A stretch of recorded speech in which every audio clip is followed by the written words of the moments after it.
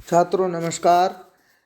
अभिज्ञान शाकुंतल के द्वितीय अंक के अंतर्गत आज मैं सातवां, आठवां और नवां श्लोक पढ़ाऊंगा। तो सातवां श्लोक पहले देखिएगा। सातवें श्लोक के ऊपर जो राजा कह रहा है कि तेन ही निवर्तये पूर्वगतान वनग्राहिण यथा न मे सैनिकास्तपोवनम उपरुन्धन्ति तथा निषेधव्यः पश्ये। तो वन को घेरने के लिए आगे गए हुए वन घेरने वालों को लौटा लो, वापस बुला लो। मेरे सैनिकों को इस प्रकार निषिद्ध करो ताकि वे तपोवन में विघ्न या उत्पात उत्पन्न न करें।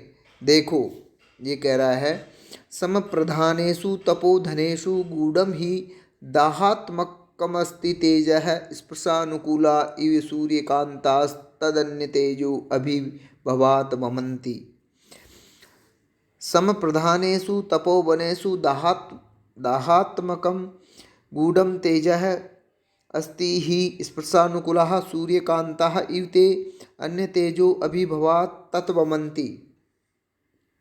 अर्थात समप्रधानेषु शांति प्रधान, तपोधनेषु तपस्वियों में, दाहात्मकम जलाने वाला, गूढ़म तेजः गुप्त छिपा हुआ तेज, अस्ति है, ही निश्चय ही, स्पर्शानुकूला स्पर्श करने योग्य, सूर्यकांता सूर्यकांत नामक विशेष प्रकार की मणि, इव समान, ते वे तपस्वी, अन्य तेजो अभिभवात किसी दूसरे के तेज से तिरस्कृत होने पर तत् उस गुप्त तेज को वमंती प्रकट करते हैं। अर्थात तपस्वी सांसारिक प्रपंचों से मुक्त एवं अनासक्त रहते हैं, इस कारण उनका चित्त शांत रहता है, तथापि वे गुप्त तेज से युक्त होते हैं। अतः किसी दूसरे व्यक्ति द्वारा अपमानित किए जाने पर वे तपस्वी अपने गुप्त तेज को बाहर प्रकट कर देते हैं। जिस प्रकार सूर्यकांत मणि स्पर्श करने योग्य होता है, परंतु वह सूर्य की किरणों के स्पर्श से ही प्रदीप्त हो जाता है, तपस्वी भी अपने तिरस्कार का बदला लेने के लिए सम का परित्याग कर अपना तेज प्रकट करते हैं। प्रस्तुत श्लोक में राजा के कथन से ऋषियों की आध्यात्मिक शक्ति और उनके तपोबल की व्यंजना हुई है। इस कारण प्राचीन काल में राजा सर्वदा ही तपस्वियों का समादर करते थे। इस स्पर्शानुकूला इव सूर्यकांता में उपमालंकार है, उपजाति नामक छंद है। इसका लक्षण इस प्रकार है, अनंतरोदीरित लक्ष्म भाजो पादो यदि आयु पजात यस्ता इत्थम किलान्या स्वपि मिश्रितासु वदंती जाति स्विदमेव नाम। अर्थात जहाँ पर उपेंद्र और इंद्र वज्रा का मिश्रण हो वहाँ पर ये छंद होता है। अब इसके अंतर्गत जो संस्कृत व्याख्या है वो संस्कृत व्याख्या इस प्रकार है, सम प्रधानेषु शांति प्रधानेषु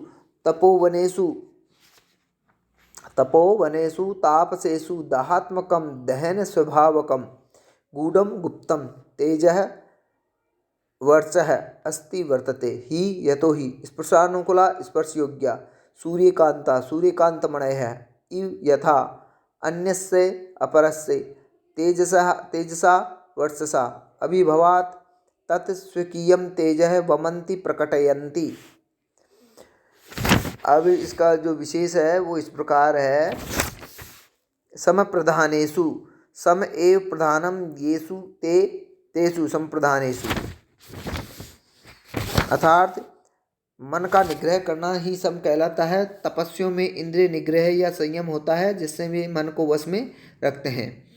श्रवणादि व्यतिरिक्त विषयेभ्यो मनसो निग्रह समः गूढ़म गुह धातु से कत प्रत्यय है, दाहात्मकम दाह आत्मा यस्य तत् दाहात्मकम तथोक्तम दाह दह धातु से घय प्रत्यय हुआ है। स्पर्शानुकूला स्पर्श से अनुकूला षष्ठी तत्पुरुष, स्पर्श प्लस घय धातु से स्पर्श, अन्य तेजो अभिभवात अन्यस्य तेजसा अभिभवात तस्मात् अन्य तेजो अभिभवात। अब जो आगे का श्लोक है, आठवां श्लोक देखिएगा। आठवां श्लोक इस प्रकार है, सखेन परिहार्ये वस्तूनि पौर्वाणाम मनः प्रवर्तते। मित्र पुरुवंशियों का मन परित्याज्य वस्तु पर भी कभी आकर्षित नहीं होता, अर्थात पूर्ववंशियों का मन जो परित्याग करने योग्य वस्तु है उस पर भी कभी आकर्षित नहीं होता, अर्थात वह मेरे लिए स्वीकार्य है। शिथिलम जो श्लोक है, श्लोक इस प्रकार है। सूर्य युवती संभवम किल मुनेर अपत्यम तदुज्जिताधिगतम अर्कस्योपरि शिथिलम च्युतमिव नवमालिका कुसुमम। शिथिलम अर्कस्य उपरि च्युतम नवमालिका कुसुमम इव तत्मुनेः अपत्यम किल सूर्ययुवती संभवम उज्जिताधिगतम। अर्थात शीतलम वृंत से टूटा हुआ, अर्कस्य मंदार के वृक्ष के ऊपरी च्युतम ऊपर गिरा हुआ, नवमालिका कुसुमम चमेली के पुष्प की इव तरह है, तत् वह मुनेः अपत्यम मुनि कन्नव की संतान कन्या शकुंतला किल वस्तुतः सूर्य युवती संभवम अप्सरा मेनका से उत्पन्न हुई, तदुज्जिताधिगतम उसके द्वारा छोड़ी जाने पर कन्नव को प्राप्त हुई, अर्थात वृंत से दूर हुए अतएव मंदार या धतूरे के वृक्ष के ऊपर गिरे हुए चमेली के पुष्प के समान ऋषि कन्नव की वह पुत्री शकुंतला वस्तुतः अप्सरा मेनका से उत्पन्न हुई है और माता के द्वारा त्याग किए जाने पर वह कन्नव को प्राप्त हुई है। विदूषक तापस कन्या का इच्छुक कहकर राजा दुष्यंत को यह संकेत करता है कि मुनि कन्या को स्वीकार करना कुछ कठिन है। तब राजा उत्तर देता है कि अप्सरा मेनका की पुत्री है और उसके द्वारा त्याग दिए जाने पर कन्नव ऋषि ने उसको पुत्री के रूप में अपनाया है। इस तरह शकुंतला ब्राह्मण कन्या न होकर क्षत्रिय पुत्री है, अतः वह तो सहर्ष स्वीकार्य है।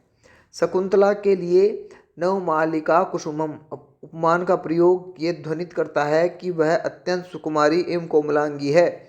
अर्क के वृक्ष पर नवमालिका के कुसुम का उगना असंभव है। उसी प्रकार ऋषि कन्नव से शकुंतला की उत्पत्ति नहीं हो सकती। वह तो अपनी माता मेनका के द्वारा परित्यक्ता है, जिसे ऋषि कन्नव ने पुत्रीवत पालन पोषण किया है।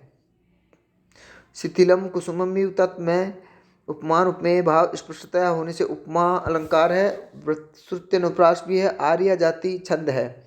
यहाँ आख्यान नामक नाट्यालंकार है, क्योंकि यहाँ पूर्व वृत्त का वर्णन है। आख्यानम पूर्व वृत्तोक्ति कुछ विद्वानों के अनुसार राजा मांडवी यहाँ से लेकर के तृतीया की समाप्ति पर्यंत प्रतिमुख संधि है। और इसकी जो संस्कृत व्याख्या है वो इस प्रकार है।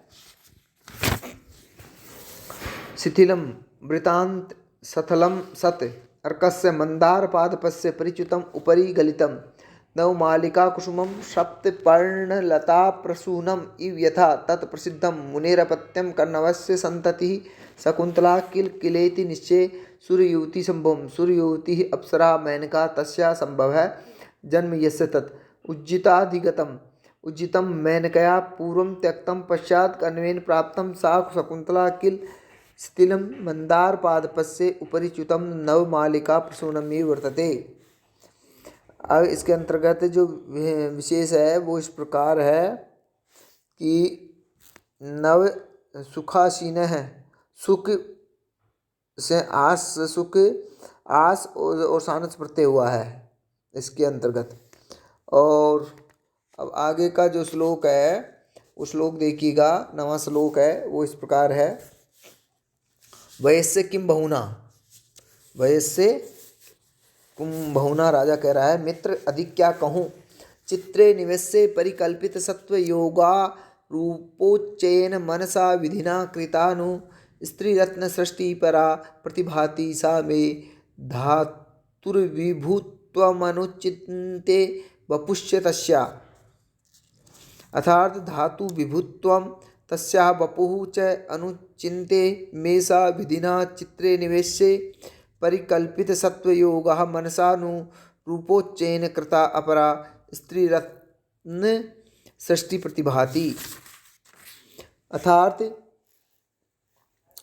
धातु सृष्टि निर्माता ब्रह्मा के विभुत्व सामर्थ्य को अर्थात रचना कर्म की निपुणता को तस्याः वपुच और उस शकुंतला के शरीर को अनुचित्ते बार बार सोचते हुए में सा मुझे व शकुंतला विधिना ब्रह्मा के द्वारा चित्रे चित्रफलक पर निवेश से रखकर परिकल्पित सत्व योगा कर दिया, जिसमें प्राणों का संचार ऐसी नु अथवा मनसा ब्रह्मा के द्वारा मन से ही रूपोच्चैन सौंदर्य के समूह से कृता बनाई गई अपरा अनोखी विलक्षण स्त्री रत्न सृष्टि श्रेष्ठतम स्त्री की रचना प्रतिभाति प्रतीत होती है। प्रतिभाति प्रतीत होती है। राजा विदूषक से कहता है कि प्रिया शकुंतला का सौंदर्य विलक्षण है। उसे सृष्टि निर्माण में निपुण विधाता ने चित्रफलक पर रखकर उसके शरीर में प्राणों का संचार किया है अथवा मन से ही कल्पना करके सौंदर्य समूह से उसे बनाया है। इस प्रकार वह ब्रह्मा की नवीनतम कल्पना और मानसी सृष्टि है। यही अपूर्व सौंदर्य आश्चर्यकारी है। महाकवि कालिदास ने कुमार संभव महाकाव्य में पार्वती के सौंदर्य को भी इसी तरह अनुपम चित्रित किया है। वस्तुतः श्रृंगारी एवं नारी सौंदर्य के उपासक कालिदास की यह शैली उनकी सभी नायिकाओं के चित्रण में द्रष्टव्य है। प्रस्तुत श्लोक में मनसा नु का प्रयोग संदेह को व्यक्त करने वाला होने से संदेहालंकार है। यहाँ उत्प्रेक्षा अलंकार भी है, अतिशयोक्ति अलंकार है और काव्य अलंकार है और वसंतलिका छंद है। इसका लक्षण इस प्रकार है, उक्ता वसंतलिका तभजा जगौगै। इसकी संस्कृत व्याख्या इस प्रकार है, धातु विधातु विभुत्वं निर्माण कौशलम तस्या शकुंतलायाः वपुः शरीरम च समुच्चय अनुचिन्ते चिन्तयित्वा मे मम सा शकुंतला विधिना ब्रह्मणा चित्रे आलेख्ये निवेश्य आलिख्ये परिकल्पित सत्व योगा विहित प्राण योगा मनसानु चेतसानु रूपोच्चैन लावण्य समूहेन कृता निर्माता अपरा अद्वितीय स्त्री रत्न सृष्टि रमणी रत्न निर्माणम प्रतिभाति प्रतीयते। अब इसके अंतर्गत जो विशेष है वो इस प्रकार है, निवेश से नी उपसर्ग पूर्वक विष धातु से कत्वा प्रत्यय हुआ है। परिकल्पित सत्व योगा, परिकल्पित सत्व से योग है यश्याम सा बहुरी समास है। मनसा रूपोच्चयन रूपस्य उच्चय है, रूपोच्चय है तेन रूपोच्चयन उदची अच उच्चय है। धातु ददातीति धाता तस्य धा धातु से त्रिच प्रत्यय होकर सृष्टि विभक्ति में ये बना है। स्त्री रत्न सृष्टि, स्त्री रत्न से सृष्टि, स्त्री रत्न सृष्टि सृज धातु से तीन प्रत्यय करके बना है ये। और अनुचिंते अनु उपसर्ग पूर्वक चिंत धातु से कत्वा को लेप होकर के बना है। प्रतिभाति प्रतिभा लट लकार हुआ है। इस प्रकार आज ये 3 श्लोक कंप्लीट हुए। थैंक यू, धन्यवाद।